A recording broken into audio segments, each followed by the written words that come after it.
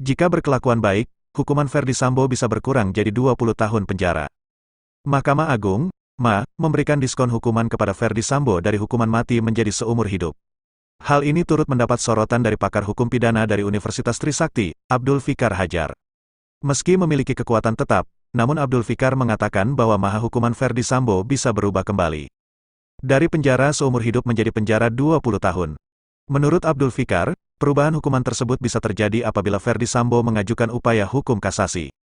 Selain itu, masa hukuman Ferdi Sambo bisa berubah jika Ferdi Sambo berkelakuan baik dalam menjalani masa hukumannya.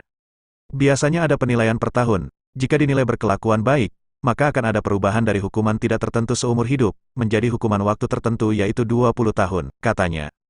Mengenai putusan MA ini, Abdul Fikar menilai sudah sesuai, karena sudah menjadi kewenangan MA. Abdul Fikar juga menuturkan, ketika MA akan memutuskan, maka sudah mempertimbangkan seluruh alat bukti, hingga akhirnya sampai pada kesimpulan putusan yang dijatuhkan.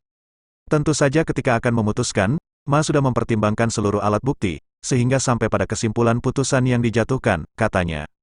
Lebih lanjut, Abdul Fikar mengatakan, para terpidana kasus pembunuhan berencana Brigadir J, memiliki hak untuk mengajukan peninjauan kembali, PK, sepanjang memenuhi syarat.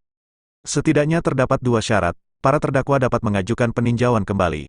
Pertama, yakni adanya khilafan hakim dalam membuat putusan, sehingga muncul kekeliruan, baik pada pertimbangan hukumnya, maupun orangnya.